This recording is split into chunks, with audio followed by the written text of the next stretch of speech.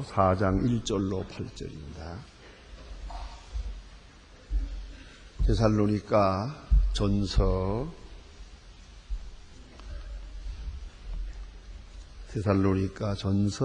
4장 1절로 8절까지입니다. 찾으신 대로 저와 같이 목소리로 8절까지만 봉독하시겠습니다.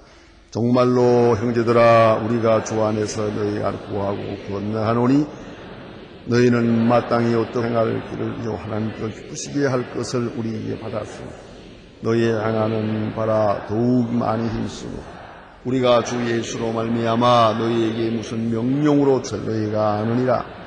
하나님의 뜻은 이것이니 너희의 거룩함이라. 곧 음란을 버리고 각각 거룩함과 존귀함으로 자기 아내를 취할 줄 알고 하나님으로 모든 이방인과 같이 세족을 쫓지 말고 이 일의 분수를 넘어 형제를 해하지 말라. 이는 우리가 너희에게 미리 말하고 증거한 것과 같이 이 일에 주께서 시원하여 주심이니라. 하나님이 우리를 부르시면 부정케 하심이 아니요 거룩하게 하심이니 그러므로 저버리는 자는 사람을 저버림이 아니요 너희 성령을 주신 하나님을 저버림이니라. 아멘. 제가 후배 목사님 한 분이 언젠가 어떤 곳에서 강연을 하는 중에 하는 말을 제가 아주 마음 깊이 귀담아 듣고 또 두고두고 생각을 할 때가 있는 그런 특별한 이야기가 하나 있습니다. 그분이 자기 집은 대구입니다. 서울 올라와서 대학을 다닐 때 하숙을 하고 있었습니다.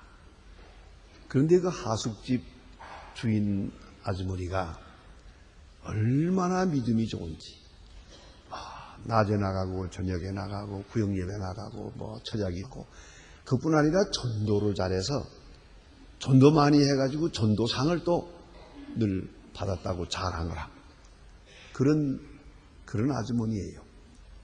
그런데 이 헷갈리는 게 뭐냐 하면은 부부싸움을 할 때는 정신없이 싸우는 거예요. 온 동네가 시끄러울 정도. 그래서 이 사람이 그때 아주 크게 헷갈렸다는 거예요. 이런 때 보면 천사 같고 이런 때 보면 악마 같고 무슨 생각까지 했는 거 아니? 장가갈 게 겁나. 저런 여자한테 걸렸다가 나 죽는다 생각을 했대요. 어떻게 하면 좋냐? 교회에서는 그렇게 예수 잘 믿고 칭찬받고 상까지 받아오는데 집안에서 남편하고 싸울 때 보면 온 동네가 소문이 날 정도로 싸우거든요. 막 들여부시고 막 그런다 그래요. 세상에 이럴 수가 있나. 그래서 참 민했다 그래요. 그렇습니다. 여러분, 예수 믿는다는 게 뭡니까? 그럼 그 아주머니가 예수 안 믿습니까? 또 다르게 말할까요? 그분이 우리 지금 부른 찬송처럼 오늘 저녁에 죽으면 천당 못 갈까요? 어떻게 생각하세요? 그분 천당 가요, 분명히. 천당도 가고 예수 잘 믿어요. 그런데 아직도 좀 설었어요. 그게 문제라고요. 다시 말하면 예수를 믿는다란 예수로 인해서 우리가 영혼을 구원을 받아요. 그러나 그 구원이 온 인격, 사회생활, 가정생활에까지 미쳐나갈 때는 상당한 시간이 걸려요. 다시 말합니다. 하나님께서 이스라엘 백성을 애굽에서 구해요. 분명히 홍해를 건너서 애굽에서 광야로 옮겨 놓았어요. 그러나 이 사람들이 가나안에 들어갈 만큼 거룩하고 성결한 그 수준에 도달하는 데는 40년 걸렸어요. 그러니까 우리가 예수 얻고 또 몇 년 전에 믿고 그리고 중생하고 그대로 아주 화끈하게 은혜 받았다 하더라도 아니에요. 구원 받았어요. 또 받을 거예요. 하지만 그 인격 전체의 구원에까지 도달하는 데는 아직도 멀었어요. 많은 시간이 걸려요. 그걸 잊지 마라. 그래서 1차적으로는 영혼의 구원을 받았어요.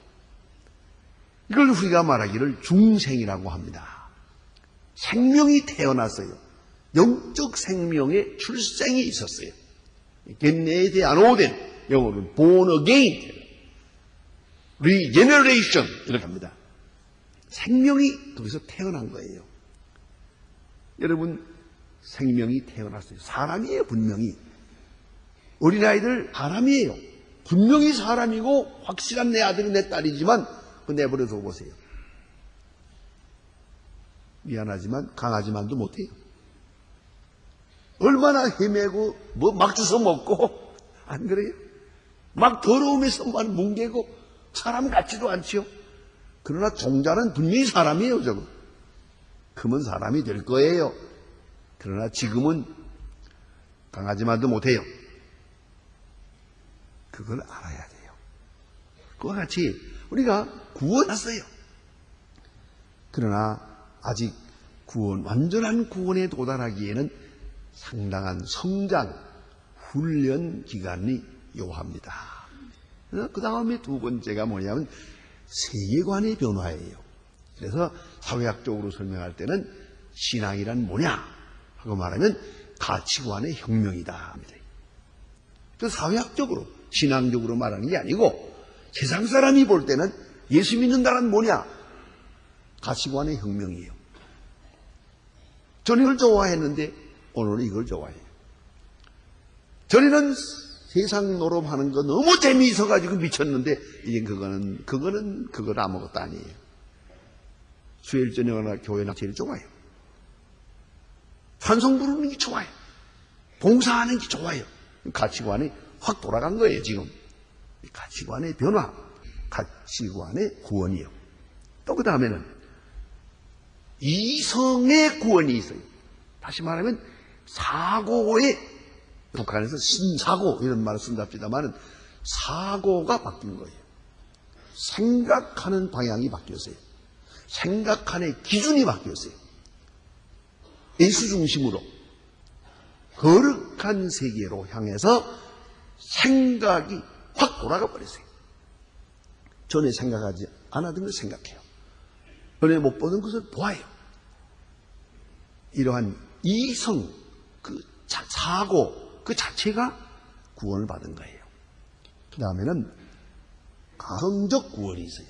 그의 정서가, 흔히 말하는 정서, 그 느낌이 달라졌어요. 그러니까 행복하고 불행하고 웃고 울고 기뻐하고 슬퍼하는 것이 다른 거예요.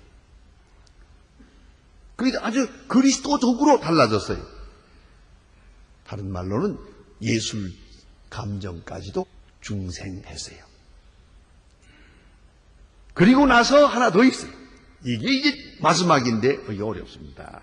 그게 뭐냐면 육체 그 자체까지도 구원을 받았어요. 육체. 그래서 육체가 가지는 본능, 육체가 가지는 영까지 구원을 받아야 돼요. 그러니까 다시 말해서 우리가 음식으로 말하더라도 전에는 이런 것이 막 먹고 싶었어요. 그러나 지금은 먹어서는 안 된다 해서 안 먹는 게 아니라 먹기 싫어서 안 먹는 거예요. 그게 다른 거죠. 예? 내가 예수 믿는 사람이 이런 거 먹으면 안 되지 해서 안 먹는 거하고 입맛이 싹 돌아서 안 먹는 거하고는 다른 거예요. 전혀 다른 거예요. 본능 자체, 욕망 자체에 갔어요. 그러니까 지금은 아주 자연스럽게 거룩함을 따르고 선을 따르고 의를 따르고 따라가요. 이것이 조금 더 어려운 일이 아니에요.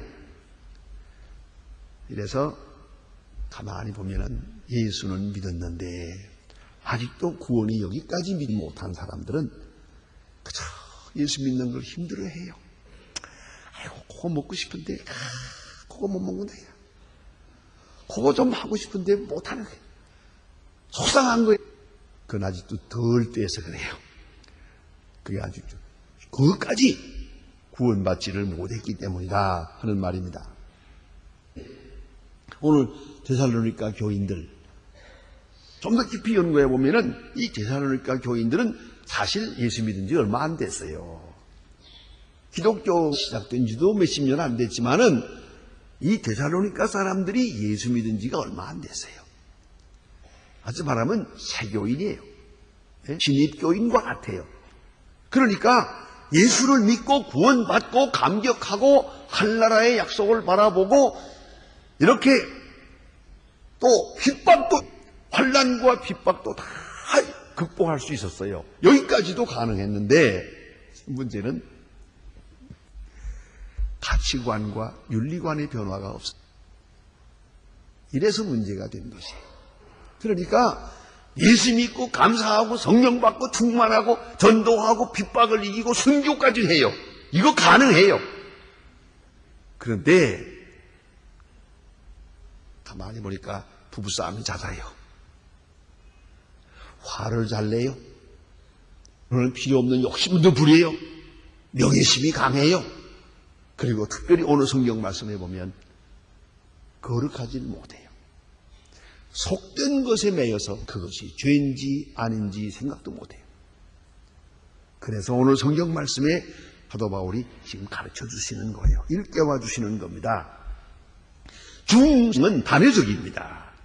그러나 성화는 언제나 점진적이고 반복적입니다. 많은 시간이 걸려요. 태어나는 것은 순간으로 태어나요. 악하고 울면서 태어나면 되는 거예요. 생명은 그렇게 출생해요. 그러나 그 생명이 성장해서 하나의 성인으로 성장하기까지는 많은 시간이 걸려요. 거기에는 몸만 자랍니까? 생각도 자라고 의식도 자라고 가치관도 자라고 판단력도 자라고 감성도 자라고 쫙 지나가면서 많은 사건 속에서 성장해서 이렇다한 성인이 되는 것이죠. 그 얼마나 많은 시간이 걸립니까? 사실은 상당한 시간이 걸려가지고도 아직도 덜 된 사람이 많아서 문제가 세상이 시끄럽잖아요. 그러면 오늘 본문에 주시는 말씀이 바로 그것을 말하는 거예요. 이런 재미있는 얘기가 있어요. 어떤 여자 교인이 예수는 믿고 교회 봉사도 잘하고 주일학교 선생도 하는데 그 사람이 항상 댄스홀도 잘 가고 유흥업소에 잘 다닌다. 살살 고개 잘 다녀요. 그래서 어떤 친구가 그러면 안 되지 않느냐 하고 말렸어요. 그러니까 대답을 또 신학적으로 해요. 예수 믿고 우리는 자유인이요. 구원받은 자유인인데 뭐이 문제냐? 그러더라고요. 가만히 보니까 그 말도 옳은 것 같아서 헷갈리거든요. 이거 뭐라고 대답을 하나. 그 친구가 이 대답을 했다 그래요. 또 탄광에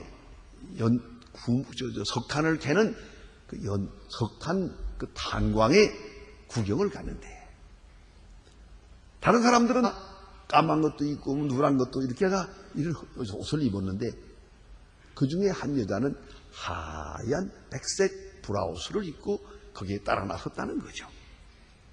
자, 이제 그 석탄 캐는 굴 속에 들어가겠는데 어떻게 했냐고. 그러니까 이 아가씨가 그건 그 석탄 굴 속에 흰 브라우스를 입고 들어가면 그게 되나? 왜 그러니까? 거기 석탄이 묻을 거 아닌가? 까만 게 묻을 거 아닌가? 다른 사람보다 더 많이 드러날 거 아니냐? 바로 그런 거라고.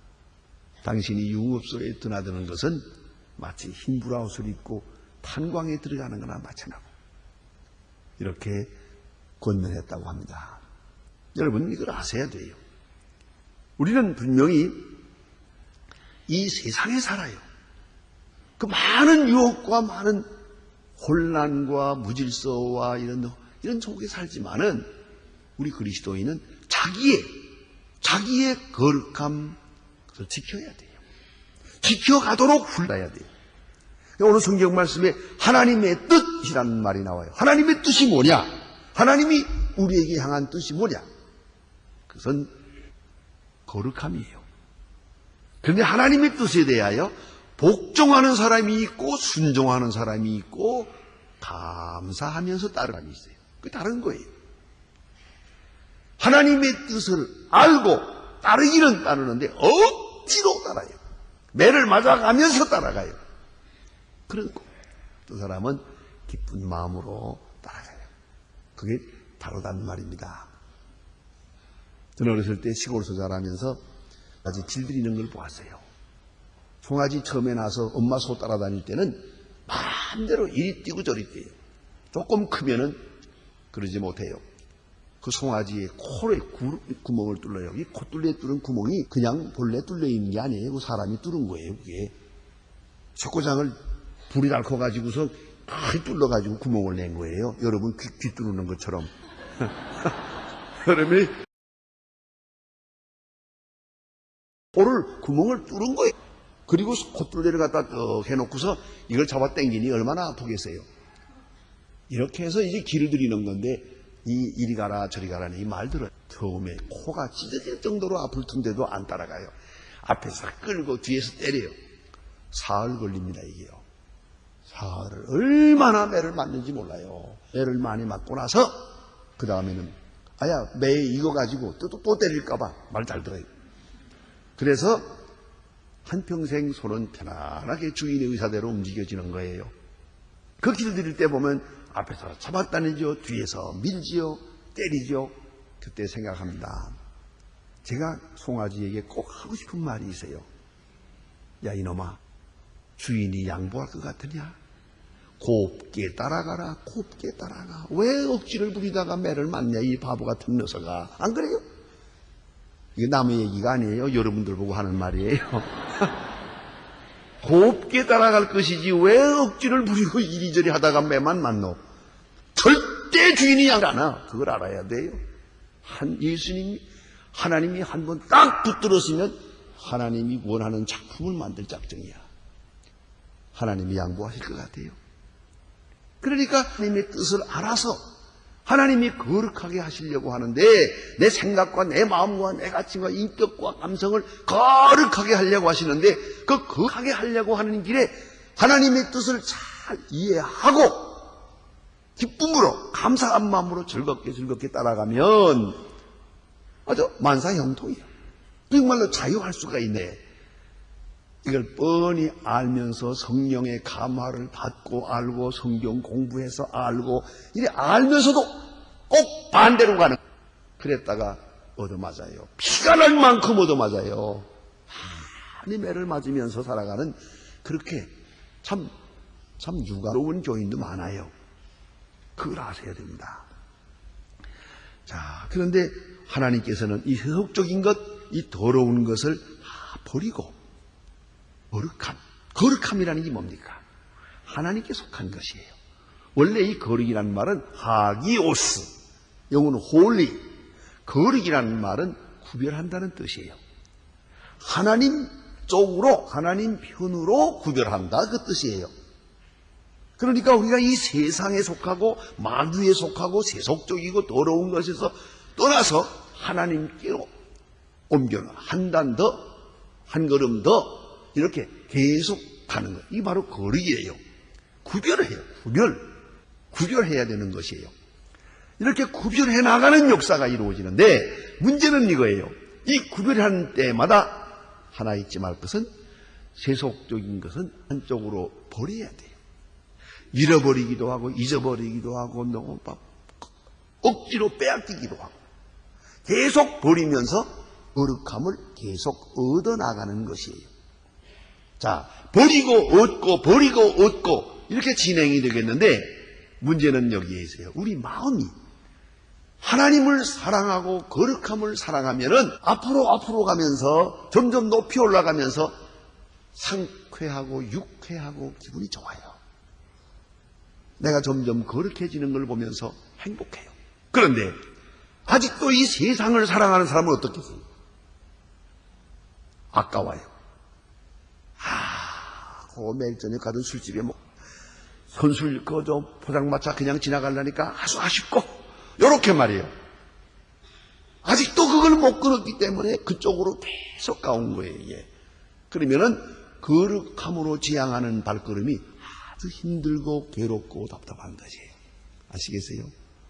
그렇기 때문에 이 덤과 세속 무질서와 혼란 이런 것을 버려야 되는데 이 버린다고 하는 그 자체를 기뻐할 줄 알아야 돼요.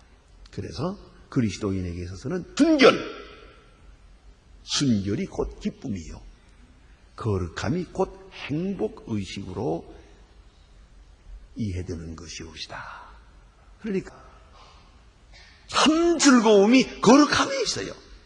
예배에 있고 봉사에 있고 거룩한 일, 하나님께 속한 일이 전부 행복으로 내게 다가오는 거예요. 이것이 온전한 구원이에요.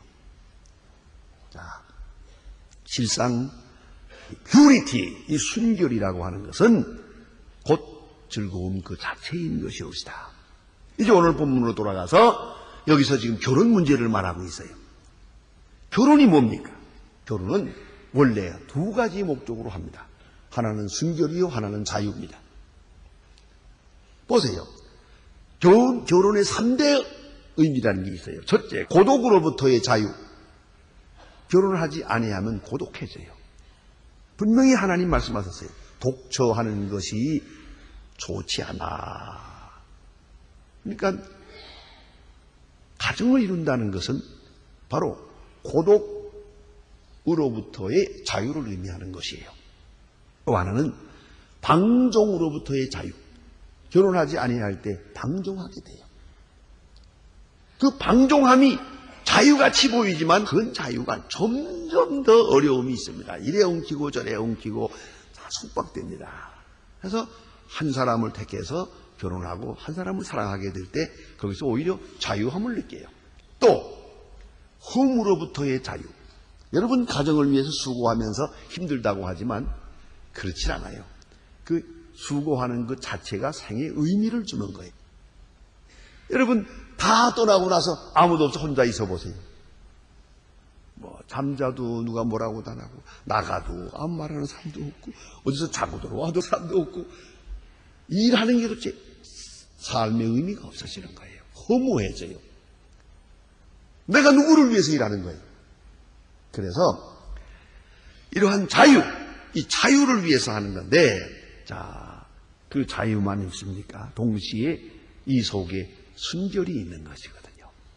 자, 이제 이 본문 성경을 말씀하고 있는 그 당시 2000년 전으로 돌아가 봅시다. 그때는 이 데살로니가를 비롯해서 모든 헬로마 뭐 할 것 없이 다 이 결혼 생활이나 도덕 생활이 아주 문란했어요. 그래서 기록에 보면 로마 사람들, 그 세네카의 글 가운데도 그런 말이 있어요. 사람들은 이혼하기 위해 결혼하고, 이혼하기 위해 결혼하고, 결혼하기 위해서 이혼한다. 그러지. 말 돼요? 요새도 그런 사람들이 있어요. 그런데 옛날에 이렇게 아주 혼란해서요. 심지어는 누가 와서 가정에 왔죠. 아이들이 아이들을 소개할 때 그 어머니가 어디 소개하느냐. 얘는 아무개 아들이고 얘는 아무개 아들이고 얘는 아무개 아들입니다. 그랬다는 거예요. 그래서 제가 이 아이가 몇이든지 다 아버지가 달라요. 전부. 어머니만 알아요. 그거를. 그렇게 또 공개하고 그렇게 살았어요. 그것이 바로 옛날 사는 모습이었어요. 그래서 또 이혼도 옛날에는 아주 쉽게 했는데 기록에 보면 너무 재밌는 말들이 있어요.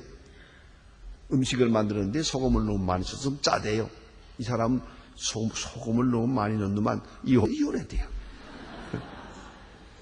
음식 만드는 뒷모습이 마음에 안 들어. 또 이혼. 예. 목소리가 너무 커서 그 웃는 소리가 감장을 넘어가서 안 되겠어. 이혼. 그랬대요. 옛날에 이렇게 그저 쉽게 이혼하고 다시 결혼하고 이래 혼란했거든요. 자, 순결이란 없어요. 생각도 안 했어요. 순결은 곧 고통이라고 생각했어요. 어떻게 한 여자하고 살고 어떻게 한 남자냐? 그건 말도 안 된다. 그건 지옥이다. 그건 속박이다. 그건 감옥이다. 이 생각했단 말이에요. 바로 이런 때에 주신 복음이에요. 이 사람들이 예수를. 그러니까 예수를 믿고 구원받았지만 이 가정생활에 관한 한 여전히 그대로 사는 거예요. 이제 사도 바울은 편지에서 말하는 거예요. 그게 아니라고. 하나님의 뜻은 감이라고. 순결이라고. 본래 결혼이라는 것은 세욕을 쫓아 이루어지는 것은 아닙니다. 본문에 주신 말씀도 그렇게 분명히 말하잖아요. 예, 세욕을 쫓지 말고 이방인과 같이 세욕을 쫓지 말고 그래요.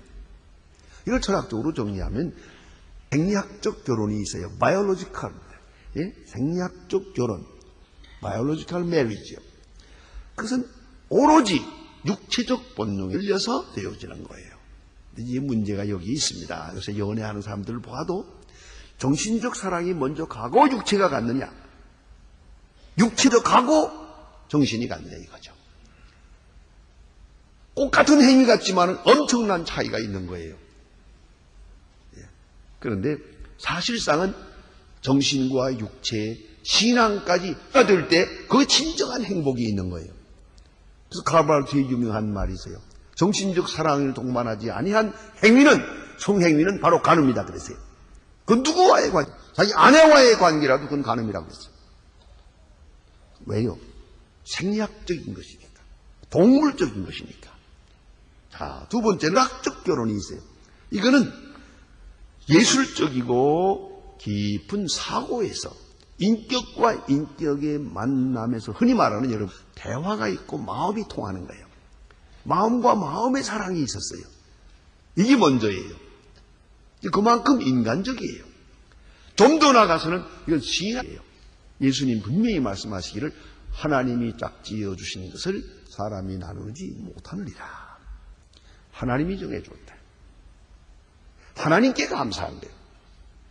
대하면서도 하나님께 남편을 사랑해도 하나님께 감사하고 자녀를 사랑할 때도 하나님께 감사해요. 하나님과의 관계에서 가정을 받아들이는 거예요. 여기에 정한 순결이 있고 행복이 있는 것이에요. 사실은 이 가정생활이란 그렇습니다. 이런 정신적인 것, 지적인 것 다 합치고 육체적인 것, 그럴 때 그것이 진정한 행복이라는 거예요. 또한 이것은 순결 안에서 이루어지는 거예요. 오늘 성경 말씀은 이것을 거룩함이라고 말했어요. 거룩함 안에 행복이 있어요. 이걸 잊지 말아야 돼요. 거룩함이 나를 괴롭히는 게 아니에요. 거룩함이 나를 행복하게 만들어주는 거예요. 또 여러분 잘 아시는 대로 거룩하게, 깨끗하게, 퓨리티, 순결하게 살 때 자유한 거 아니에요. 마음도, 정신도, 영도, 몸도 자유하죠. 행복하죠. 가장 큰 행복을 즐길 수가 있어요. 그러나 그렇지 못한 일은 절대로 행복하지 못해요. 제가 어느 때 한번 동부여자기술학교라고 해가지고 장녀들 잡아다가 훈련시키는 그 기관에 그 지도위원으로 몇 해 있은 일이 있어요. 그래서 그거만 여러 번 가봤어요. 그들이 쓴 수기도 읽어보고 또 몇 사람 상담도 해보고 그랬어요. 그들이 쓴 책에 보면 내가 크게 충격받은 건 그거예요. 창녀와의 관계는 진정한 성적 행복이 없다는 것이에요. 왜요? 양심이 끌리고 병이 있을까봐 걱정이고 또 뭐 어쩌고 자기가 비인간화되는 거예요. 지금 이가 순간 더러워지는 것을 느껴요. 그렇기 때문에 절대로 행복하지 않다는 거예요. 그걸 알아야 돼요. 그러니까 뭐 예쁜 여자라고 하고 젊은 여자라고 해서 요새 뭐 원조 교제라고 해요. 그게 다 쓸데없는 짓이에요. 진정한 행복은 순결에 있는 거예요. 그래서 다시 말씀을 드리면 이렇게 신학적이고 철학적이고 또 생리학적이고 이 모든 것이 종합적으로 이루어져 거기 순결이 있고 그 순결 속에 진정한 가정적 행복이 있는 것이죠. 자, 오늘 본문에 이 문제를 놓고 바울은 세 단계로 말씀합니다. 자세히 읽어보면은 처음에 이런 말이 있어요. 마땅히 어떻게 행하여야 하며, 마땅히라는 말이 한마디가 있고, 그 다음에는 받은 바, 너희가 우리에게 받았으니 하는 받은 바라는 말이 있어요. 그 다음에 내가 무슨 명령으로 준 것이가 아니라 명령이라는 말이 있어요. 이 세 단어가 중요한 의미를 우리에게 줍니다. 자, 이제 보세요. 거꾸로 설명하겠어요. 명령이라는 것이 있어요. instruction. 이것은 헬라 원문대로 볼 것 같으면은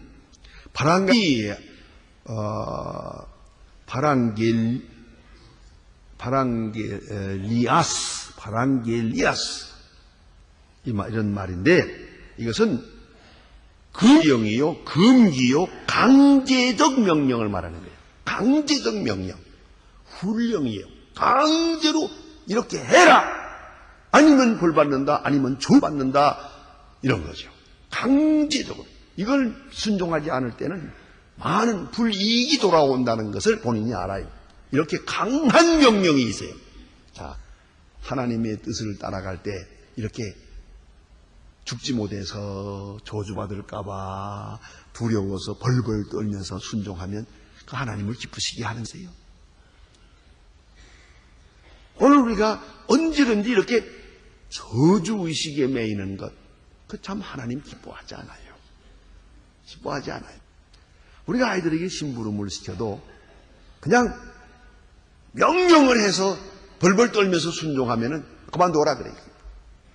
차라리 그만둬라. 그렇잖아. 하나님을 기쁘시게 한다는 건 하나님의 뜻을 명령으로 받아들여서는 안 되는 거예요. 그러나 명령으로 받는 사람도 많고 명령으로 받을 때도 있어요. 그렇게 받아야 할 때도 있어요. 왜? 우리 수준이 거기 있거든. 지금 내 수준이 거기밖에 안 되니까 명령으로 받을 수밖에. 수준에 사는 사람이 있고, 그 다음에는 받은 바라고 하는 것은 파렐라우베테이라고 하는 이 말은, 이것은 또 무슨 뜻인고 하니 배웠다는 뜻이에요. 받았다는 말은 우리로부터 배움을 받았다. 배움이요. 다시 말하면 훈련받았다는 거죠. 우리가 가르쳐 주었어요. 일러 주었고 권면을 해서 따라오는 거예요. 또 그런 정도의 교인도 많아요. 은의 가르치고 설명하고 이래야 됩니다 하면은 이제 조금씩 따라와요. 이런 수준에 있거든요. 다음에는 마땅할 것 하는 말은, 마땅이라는 게 뭡니까? 당연히 해야 할 일을 하는 거예요. 여러분 무슨 봉사할 때 저쪽에서 고맙다고 그러면 아니요, 해야 할 일을 합니다.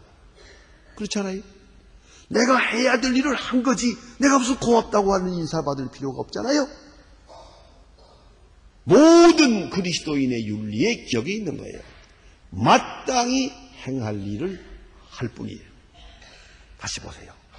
자, 하나님이 우리를 사랑해서요, 사랑하는 게 마땅하죠. 많은 은혜를 입었어요. 은혜 베푸는 게 마땅하죠. 많은 신세를 져서요, 우리가 선한 일하는 게 마땅하죠. 하나님이 나를 이처럼 독생자를 주어서요, 내가 하나님을 사랑하는 것이 마땅하죠. 그가 나를 이처럼 사랑했으니 그의 뜻을 내가 기쁨으로 따르는 것이 맞잖아요. 그 마땅함, 바로 그것이 그리스도인의 윤리입니다. 항상 그 수준에서, 그 높은 수준에서, 우리 그런 거로 아무리 좋은 일을 하고 희생하고 수고해도요, 고맙다는 인사를 받을 아무것도 없어요. 왜? 당연히 할 일을 한 것뿐이니까. 당연히 할 일을 한 것뿐이니까. 바로 그런 마음이 그리스도인의 윤리다 하는 말씀입니다. 기도하십시다.